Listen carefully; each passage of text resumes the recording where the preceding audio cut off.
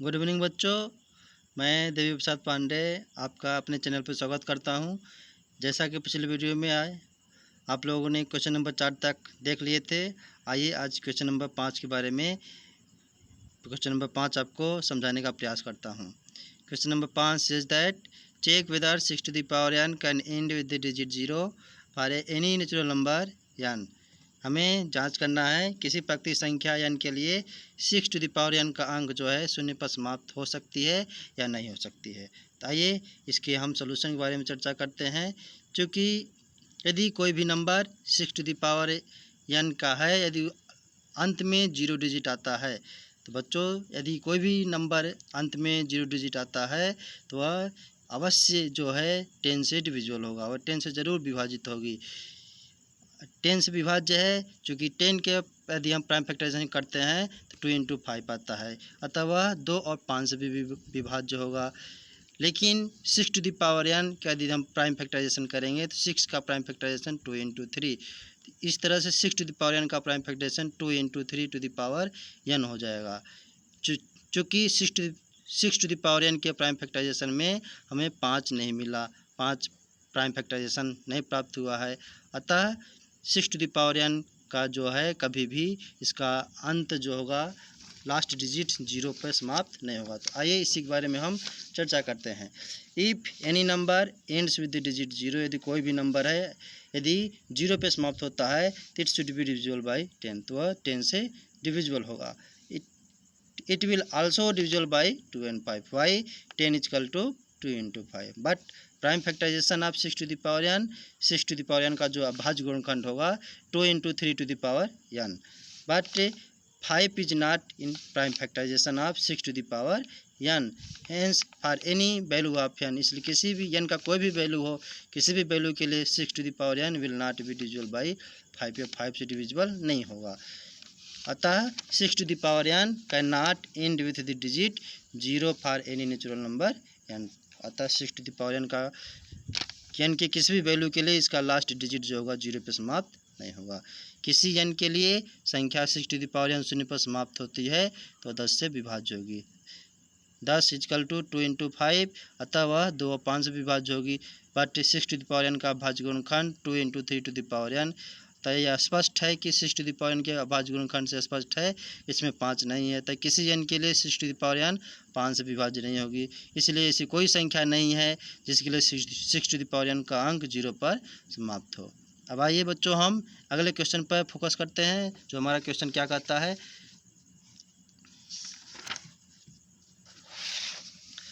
explain why 7 into 11 into 13 plus 13 and 7 into 6 into 5 into 4 into 3 into 2 into 1 plus 5 are composite number. हमें यह explain करना है जो दिया गया नंबर्स है वह कंपोजिट नंबर्स है कि नहीं है। बच्चों नंबर्स दो प्रकार का होता है, एक प्राइम नंबर्स होता है जिसको अभाज्य संख्या कहते हैं, एक कंपोजिट नंबर होता है जिसको भाज्य संख्या कहते हैं। तो हमें ये बताना है प्राइम नंबर्स वन नंबर्स होता है जिसके सिर्फ दो फैक्टर्स होते हैं, वन होता है और सिंगल नंबर होता है। कंपोजिट नंबर्स के मोर देन 2 फैक्टर होते हैं। यदि कोई भी नंबर कंपोजिट नंबर है तो उसके मोर देन 2 फैक्टर्स होते हैं। ताकि इसके सोल्यूशन के बारे में चर्चा करते हैं। यदि यह कंपोजिट नंबर है तो इस नंबर के मोर देन 2 फैक्टर्स होंगे। आइए 7 into 11 into 13 plus 13 is equal to, इसमें से हम 13 कामन लेंगे, 13 कामन लेंगे तो 7 इंटू 11 प्लस 1, इसका मल्टीप्लाई कर देंगे 77 प्लस 1 78 हो जाएगा। अब 78 का हम प्राइम फैक्टराइजेशन करेंगे 13 इंटू 2 इंटू 3 हो जाएगा। तो इट हैव 2 और more than 2 factors, so given numbers is a बच्चों यहाँ पे मोर देन 2 फैक्टर्स है इसलिए कंपोजिट नंबर है, क्योंकि यदि प्राइम नंबर्स होता है तो उसका सिर्फ 2 फैक्टर्स होता है, 1 और 7 नंबर होता है, लेकिन हम मोर देन 2 फैक्टर्स हैं, 13 भी है, 2 भी है, 3 भी है, इसलिए मोर देन 2 फैक्टर्स हो गया, तो इसलिए यह क्या है कंपोजिट नंबर्स है। अब इसका जो नेक्स्ट क्वेश्चन है 7 इंटू 6 इंटू 5 इंटू 4, ये आप लोगों के लिए होमवर्क है, यह भी इसी तरह सॉल्व होगा, आप लोग इसको ज़रूर कीजिएगा, बताइएगा ये क्वेश्चन आया कि नहीं है आप लोगों को। आइए क्वेश्चन नंबर 7 पर फोकस करते हैं। There is a circular path around a sports field. Sonia takes 18 minutes to drive 1 round of the field, कोई सर्कुलर स्पोर्ट्स फील्ड का कोई सर्कुलर पाथ है। सोनिया उस स्पोर्ट्स फील्ड का 1 राउंड ड्राइव करने में 80 मिनट टेकअप करती है। While Ravi takes 12 minutes for the same, जबकि रवि उसी फील्ड को 1 राउंड ड्राइव करने में 12 मिनट का समय लेता है। Suppose they both start at the same point at the same time and go in the same direction. यह माना जाता है कि दोनों जो है सेम पॉइंट से सेम टाइम में और सेम डायरेक्शन में अपना जर्नी स्टार्ट करते हैं, राउंड सर्कुलर पाथ का राउंड करना स्टार्ट करते हैं। तो after how many minutes will they meet again, तो कितने मिनट्स बाद वे स्टार्टिंग पॉइंट से पुनः मिलेंगे। तो जो टाइम होगा उन लोगों का, आइए किसी खेल के मैदान के चारों ओर एक वृत्ताकार पथ है। इस मैदान का एक चक्कर लगाने में सोनिया को 18 मिनट लगते हैं, जब किसी मैदान का एक चक्कर लगाने में रवि को 12 मिनट लगते हैं।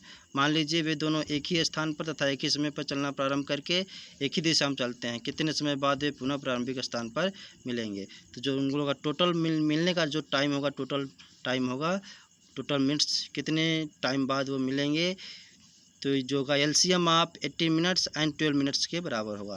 तो 18 का हम प्राइम फैक्टराइजेशन करेंगे, 2 इंटू 3 इंटू 3, इसको हम 2 इंटू 3 टू द पावर 2 लिख सकते हैं। 12 को 2 इंटू 3, इसको 2 टू द पावर 2 इंटू 3 लिखते हैं। इन दोनों का एलसीएम में जो मैक्सिमम पावर होता है नंबर्स का, उसको हम लिखते हैं। तो 3 का मैक्सिमम पावर यहाँ 2 है, 2 का मैक्सिमम पावर 2 है, तो 3 to the power 2 into 2 to the power 2। 3 to the power 2 की वैल्यू 9, 2 टू द पावर 2 की वैल्यू 4। इस तरह 36 मिनट बाद वे दोनों आपस में मिलेंगे। प्यारे बच्चों, मेरे वीडियो को अंत तक देखिए और इसको लाइक, सब्सक्राइब, शेयर कीजिए, कमेंट ज़रूर कीजिए आपको वीडियो कैसा लगा, कैसा नहीं, अच्छा है कि नहीं है, ये सब इस कमेंट बॉक्स में लिखिए, ताकि मुझे फ्यूचर में अच्छा वीडियो बनाने का अनुभव प्राप्त हो सके। धन्यवाद।